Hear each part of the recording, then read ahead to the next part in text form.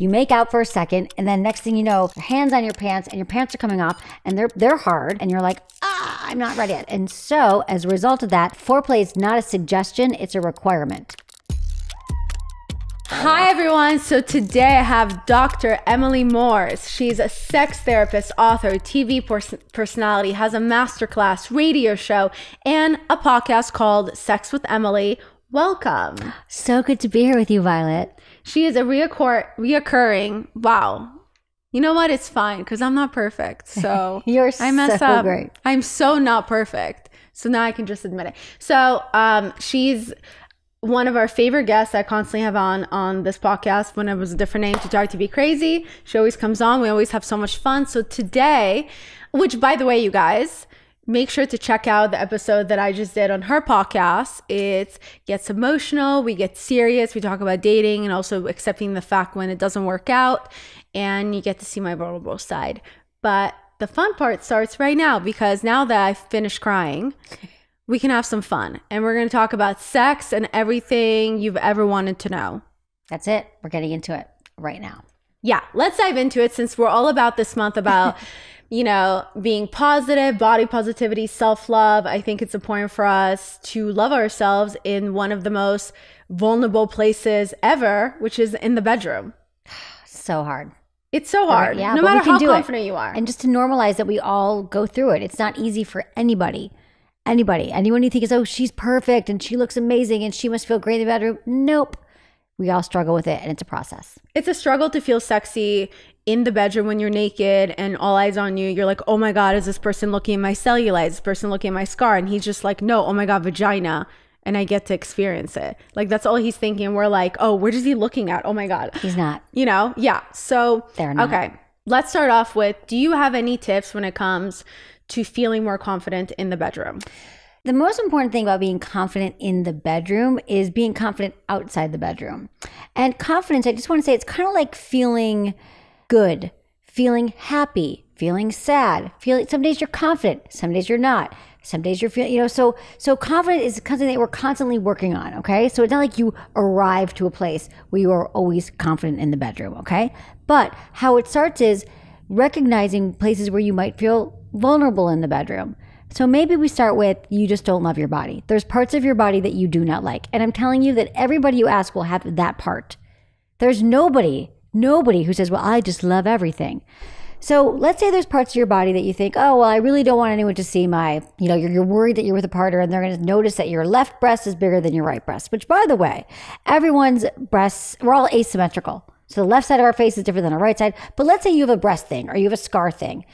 First thing I want you guys to do is get comfortable with being naked. And you can do this on your own.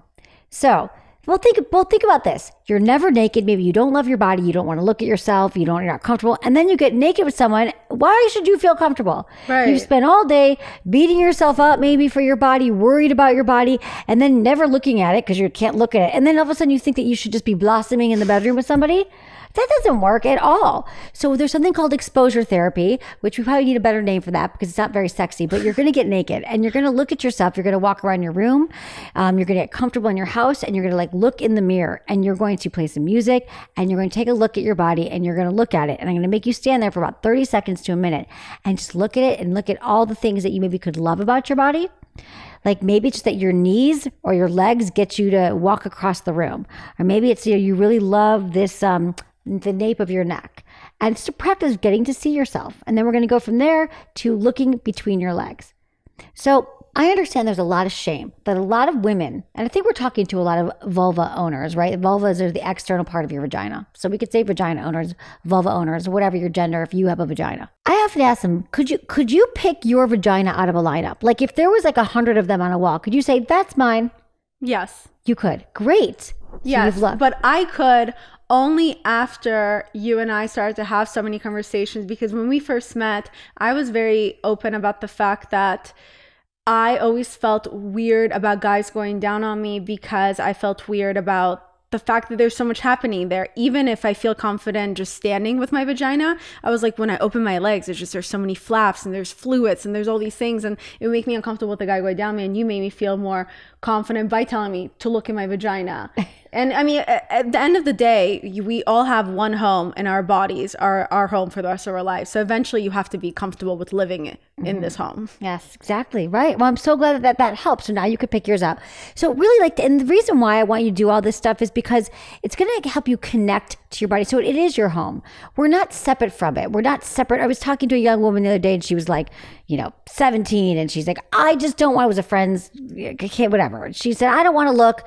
I can't look. It's gross. I hate it. And I was like, and I hear that from women of all ages. So when you start to look at it, you're like, oh, look, wow, I have this labia when I masturbate. Because that's the other thing I want you guys to do is learn how to give yourself your own pleasure. It's really important to understand how this body works. So masturbating is totally part of being sexually healthy overall. And once you can learn that, you're like, oh, look, my labia starts to swell, or I'm just become more familiar with your body. That's my first step towards confidence in the bedroom, is getting to look at it and sort of learning to accept it. And you have to love it. Takes time. Body like, not body love, but it's a journey. Exactly. And it takes time. And I think we should also, and I've talked about it, I don't know if on my podcast or not, but we were having this conversation about toxic positivity, where we now accidentally do this thing when we're overly positive, and it's kind of like, well, just love yourself. We'll just be happy. Well, yeah, of course we have, babe, this and this is normal. So you should be happy with it. You should accept it. But like, it's also okay when we shouldn't shame people, including myself, when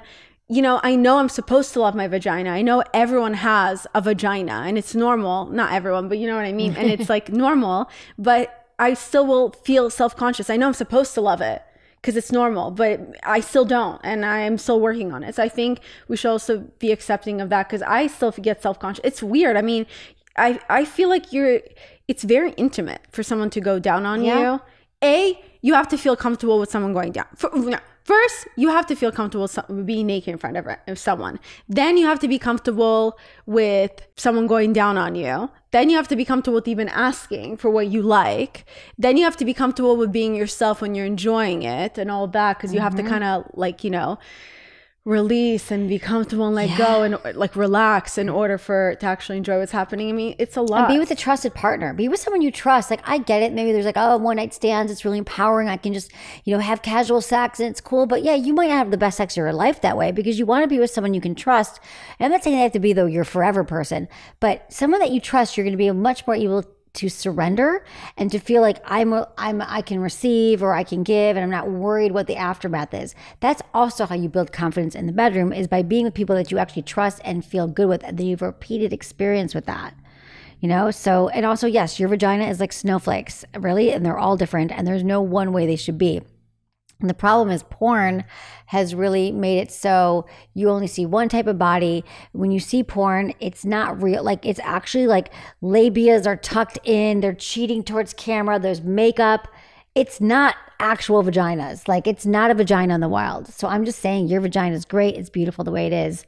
Learn to accept it. It's so true. One time I described my vagina, that basically my labia comes out a little bit. So I basically, when I tried to describe it, I said she is very enthusiastic to go to the party, but she's shy. So when she shows up to the party by herself, she peeks her head a little bit just to see who else is at the party before she shows up. And that's basically my labia, like just peeking out a little. But I remember at one point, because of the porn when I was younger, because of the porn that I was watching, thinking that's a perfect vagina, I was always quote unquote tucking my labia in. And then one time, one of my boyfriends was like, V, you don't always have to just put your like, we called it clitoris back then because we didn't know the difference. He was like, you don't have to put your clit in.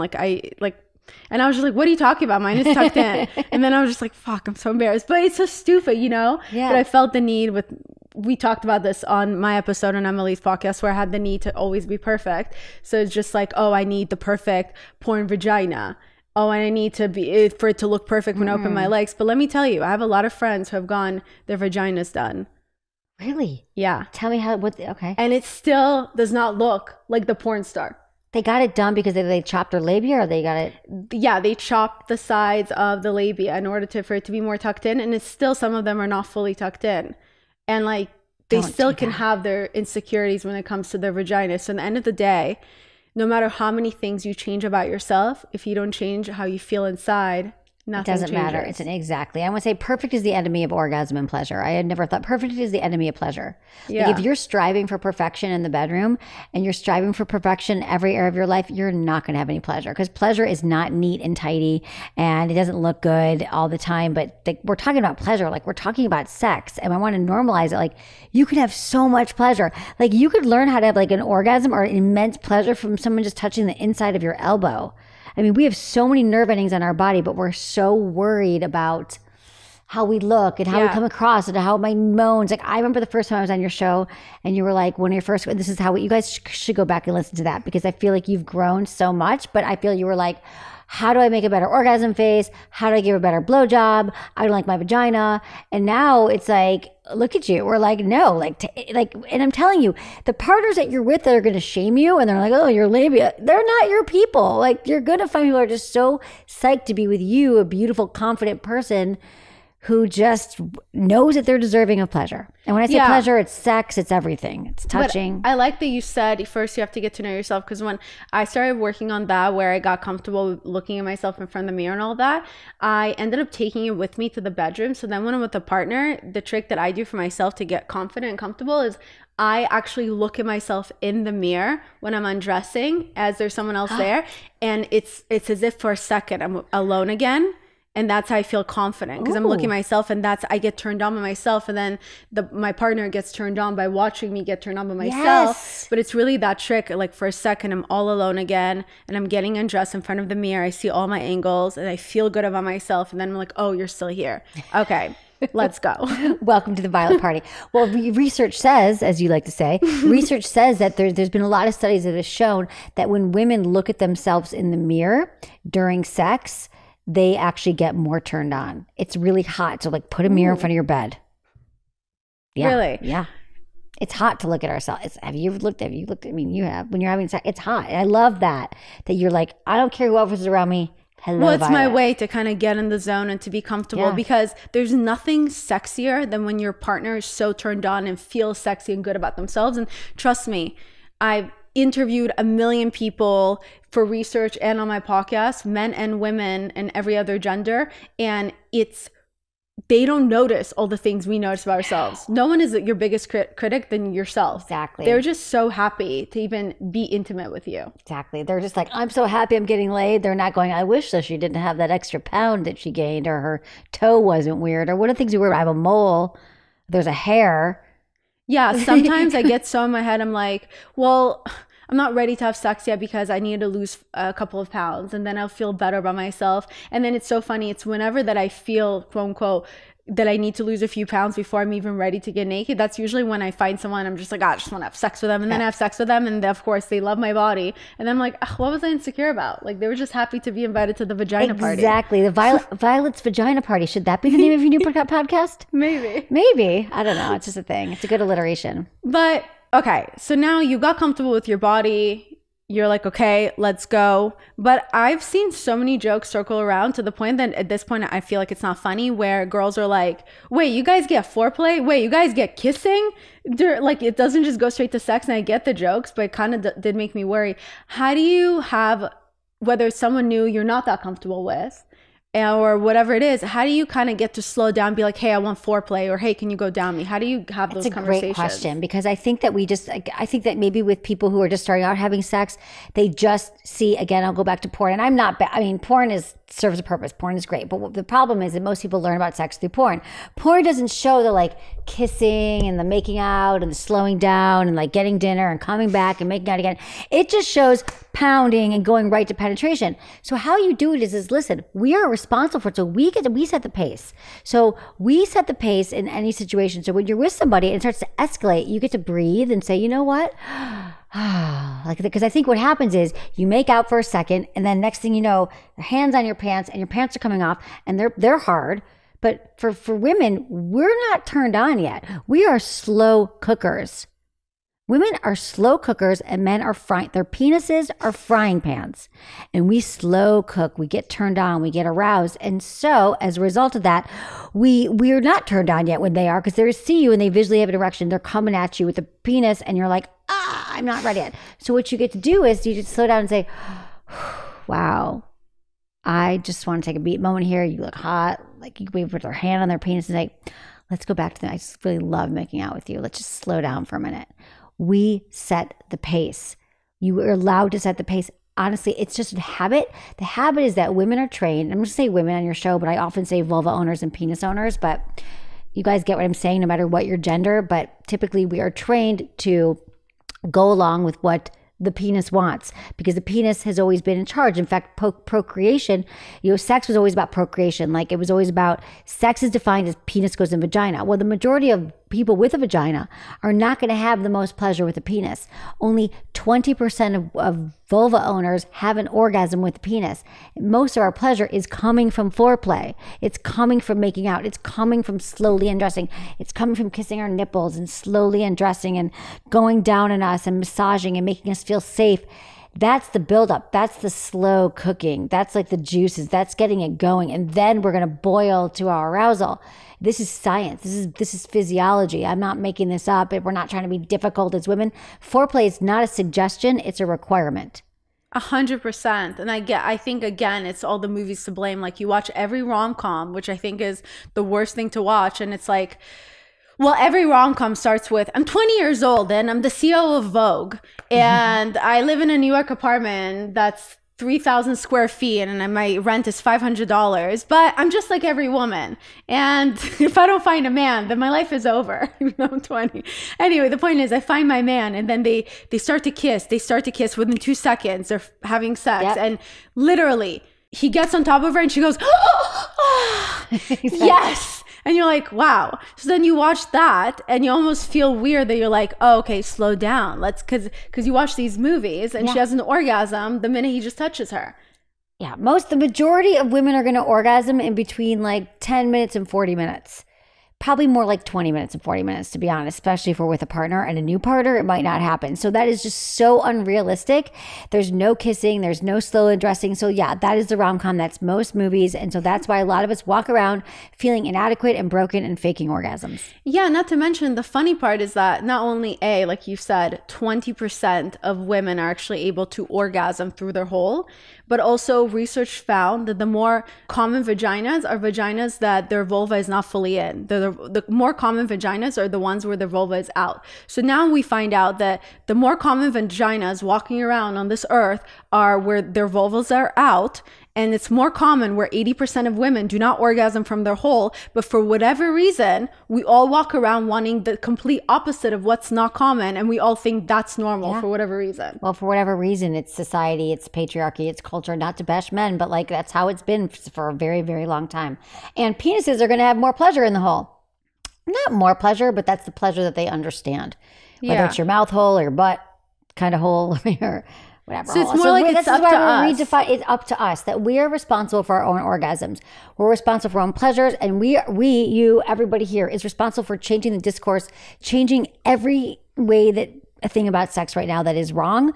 You get to make it right, because I guarantee you, your partner with a penis does not know better. They haven't learned this. They haven't studied this. They're literally doing what they were taught, what they've always done, and what they think is right, what they think you like. So if you pretend that you like that, you're like, oh, it's so good. And it's not. Well, it's a disservice to you and it's a disservice to them. Because if we just start to lay it down with compassion, not like, what are you doing in my hole? I heard on the show that you shouldn't do that. We don't want to shame them.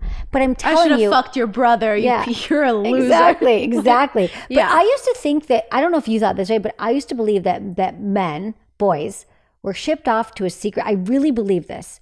They were shipped off to a secret school when they were like 12, 13, 14, where they learned everything. Like there was somewhere in their lives where they learned everything about the female anatomy. And I assumed that when I had sex with them at 17, 18, that they knew. Like they literally, like they understood it, because I didn't know anything about my body. So I just gave all the power away. I was like, oh, well, they know to undress me and they know what they're doing. There's such something about men that I assume they knew. But I came to find out after doing this for so long and doing 5,000 podcasts and doing thousands of interviews and having a doctorate in human sexuality and talking to thousands and thousands of men, that they don't know. They don't know any more than you know. They don't. They really don't. And they're so open to learn, but they have to, because society sets them up to be the experts. But they also I grew love up feedback. assuming not that part, but I just assumed that my orgasm and my pleasure didn't matter, and it was just about pleasing my partner. So that was performative. I felt shame about the fact that it would take me so long till I got an orgasm, because watching all those movies, you come so fast. But I didn't realize until I started having, because you said, you know, you communicate with people, including, by the way, if someone's like, well, we're not that close, so it's weird to talk. I mean, if their penis is in your vagina, you guys are having anal, whatever is in your mouth, like you should feel comfortable enough to have a conversation. You're pretty close. You should have be comfortable enough to have a conversation. But when I start having these conversations, and suddenly you find out he just wants to satisfy you, like he wants to see you having fun, he wants to see you enjoying it. So then when you realize that, you're like, oh, so it makes him like he gets off seeing you get off. So then once you kind of process that, like he just wants you to enjoy yourself, it's not all about just inserting the penis inside the vagina, then you're like, oh, okay, then actually, do you mind fingering me or going down on me? Yeah, asking for it. He wants your pleasure. He does, but he doesn't know how to get there, so he's just going to do what he thinks he should be doing. But we get to set the course. So to answer your question, like we set the tone, we set the movement, there's a great book by Ian Kerner called She Comes First. So if you're with somebody right now who has a penis and they're not sure what to do, just like that was an awesome book you can give them, or they can read it together. So then how do you kind of, you know, you're doing the foreplay and you want someone to go down on you. You finally learn how to love your vagina. You're like, hey, babe, I love you. You looked at it in the mirror. You're like, okay, that's what it looks like. You're amazing. You're beautiful. Let's go to town. And then you want Brad to go down on you. How do you kind of get there to have someone go down on you? Hopefully Brad, because Brad might want you to go down on him.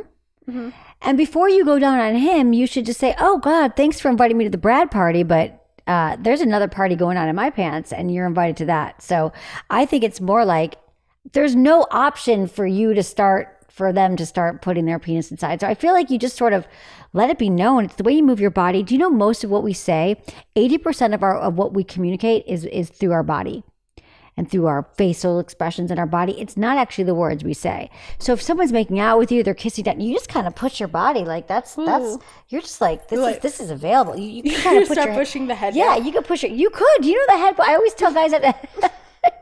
Yeah, like where are you going? Come back here, and you can start to touch yourself. You can start to show them like, look, like I'm getting so turned on right now. I mean, yeah, that's what you do. Sick. Okay.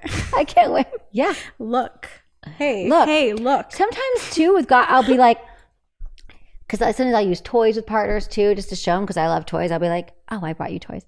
Okay. Sometimes I'll say, look, do you see how like when I get aroused, I'll be like, this is my clitoris. Do you see how much it swells? Watch, and I'll show them. But I don't think everyone's as confident as you. If steps ahead. If I swelled up, I'll be like, oh my God, I think I'm having an allergic reaction to something. No, it's engorged with blood. That's what happens. It doesn't sound sexy, but it doesn't, when you get turned on, this is why I want you guys to look in the mirror and touch yourself. It's really cool. It grows. It's like expands. It means you're getting aroused and turned on and you're closer to orgasm. But you guys should understand that. Understand your body. And then to show someone else, like, this is how this works. If you want to drive this, like, here's the key, goes in the ignition, it turns, like, it's your body, it's your operating system. And so I take where you say so literal, and I'm like, look, I'm engorged with blood. Yeah, isn't that sexy? I think it's better when you say it. No, that's where it comes to, and it changes color too. Like it can go from red to purple to brown, and make that sexy, everyone. I know your face is like, oh, red, purple, brown, but like it's the human body.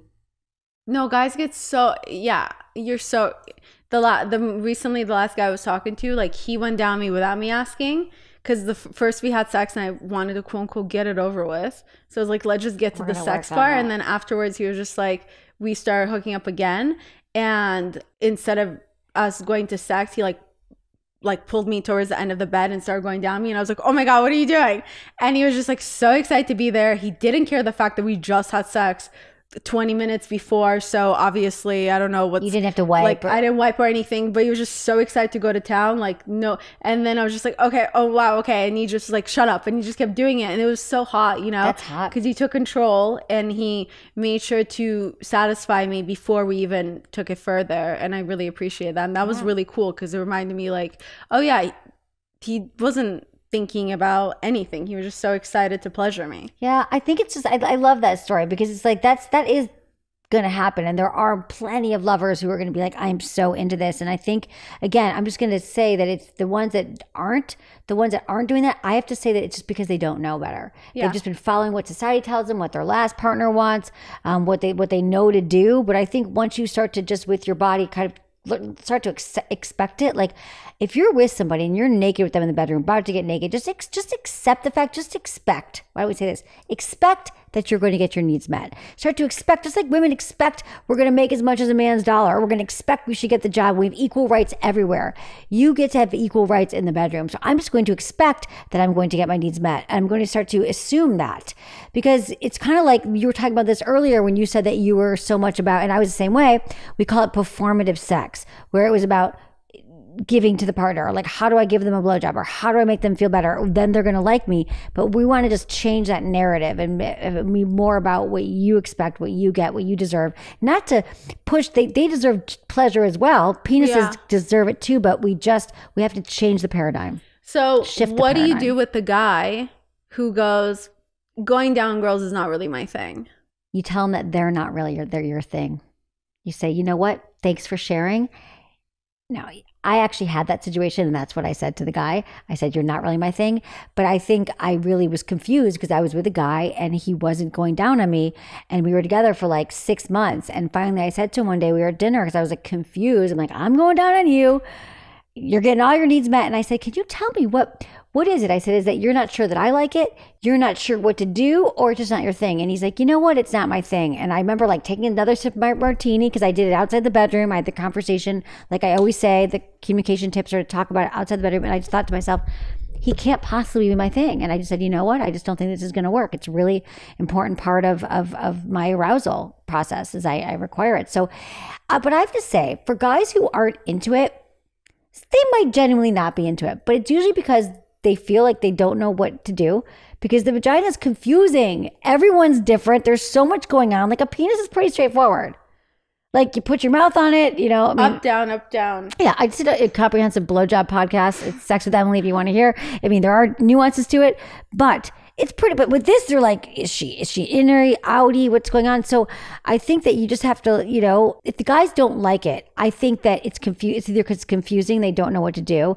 They've never, you know, they really haven't done it a lot before, or maybe they had like a bad experience, or someone told them vaginas are dirty or whatever. Or so many women allowed them to not go down them, so now they feel like they don't need to, and they can still get the blowjob and the cum and all that, and it's really about them. So yeah, I agree. We've talked about this before, but let's, this is important. And this is a really cool method, which I still haven't tried. Oh. But what is the number one best oral method to go down a woman that makes her come every single time? Okay. Well, what is it called? I don't want to say, it's called the Kivin method. It's the Kivin method. I think I actually demonstrated this on you once. Go ahead. You can still show. So the Kivin method, and I want to say, listen, we can't say every woman every single time, blah, blah, blah. But it is a very, here we go again. Okay. So the Kivin method is a method of oral where instead of like, usually when you're going down, you'd be lying across like perpendicular on the chest, right? You'd be going like up in there. But this is a thigh to thigh motion. So you're going from your thigh to your labia, to your clitoris, to your thigh, and you're going back. So your partner is lying perpendicular. So it's more like this. So I'd be coming in this way, and I'd be licking this way instead of this way. And so why this is so hot is because you're hitting all these nerve endings from labia, inner labia, outer labia, inner labia, clitoris, outer labia, inner labia, and you're going back and forth instead of up and down. That's quick, and there's a great blog on our website, sexwithemily.com, to check that out. But it is hot. And did I smell? I feel like my pants I feel moist down there. No, I would tell you, baby, you're amazing. No, but that's what it is, Kivin method. And the reason is because you're hitting more nerve endings and it can be hot. Now, it's not for everybody, but I've never heard from so many friggin', in my life, the first time I talked about it on my show, like 5-6 years ago, I've never gotten so many emails from people who are like, oh my God, my partner of all these years, she's never come, now she did. Yeah, and it's so much easier on your tongue too, because instead of your tongue going from side to side, which can be exhausting, your tongue is going up and down, because you're laid from the side of the labia now, and it's so much easier. And too. You're hitting more. Yeah, you have more access to more nerve endings. It's so much easier to go up and down, then like side to side. Yeah, nonstop. but you could, yeah, that's true, up and down. But it is all, yes, it's all those things, up and down and side to side. You have a good tongue. Oh, thank you. Yeah. You can practice the Kivin method. Yeah. Yeah. So the Kivin method. Kivin method, and again, it's the other oral sex tip is to just really go slow and to massage. Don't even go right for even the Kivin method. You want to massage inner thighs, outer thighs. Slowly work your hands towards your mouth. Like, don't just go from 0 to oral or 0 to anal or 0 to anything. We rush to sex so quickly. Yeah, the build up to it is so sexy. I love massage porn. I also like it with my ex-boyfriend. Massage porn? Yeah, he was always kind of rubbing my thighs and So getting hot. closer to my vagina or my labia, and then kind of going with his hand over and then back to the other thigh. So then by the time he got to my vagina and my labia, like I orgasmed in 2 seconds, because it was just the excitement of finally, there was so much blood flowing into my labia, and it was like, look how swollen my labia is. And then I orgasmed. That's what you do. It's Look the at all build this up. blood. It's the anticipation. It's the anticipation. That's why we love like waiting for things. That's why dessert is so, I mean, it's also sugar, but dessert, the anticipation of something. Why when you meet somebody and you don't see them again right away, you get to look forward to it. There's something about that. And it's even psychologically speaking about desire and arousal. Like if you are just teasing the inner thighs, you're not going right for it. And in fact, it doesn't feel good for the majority of vulvas to just be like it. For someone just to go right to your pant, like that's, you need the buildup. It's like a requirement. Again, going from 0 to 60, sticking it in, we're not wet, we're not turned on, we're not ready. I think it's up to us to take responsibility of our bodies, understand that the opposite sex, or usually the opposite sex, doesn't understand our bodies as much as we do. That's why we have to understand our bodies better. And it's up to us to ask for what we like, because in relationships or in general in life, not just in sex, no one knows what you like or what you want unless you ask for it. And I've been learning that too. So when your partner is rubbing your left flab for the last 30 minutes and you just like, do you like it? And it's just like the side of your vagina that's just flabbing there. I don't know. And you're like, you know what? Actually, I'll be honest. That's not my clitoris. That's not my vulva. You're just like on my outer lips. Yeah. Let them know. Move it. Yeah, that's 30 minutes. That's the 30 minutes you'll never get back. Yeah, so you just have to be honest, because then they get embarrassed, but then you didn't communicate. So you have to take responsibility. You're like, you know what? I want to come today. So why don't we work towards that goal? Exactly. And let them know sooner than 30 minutes if you can.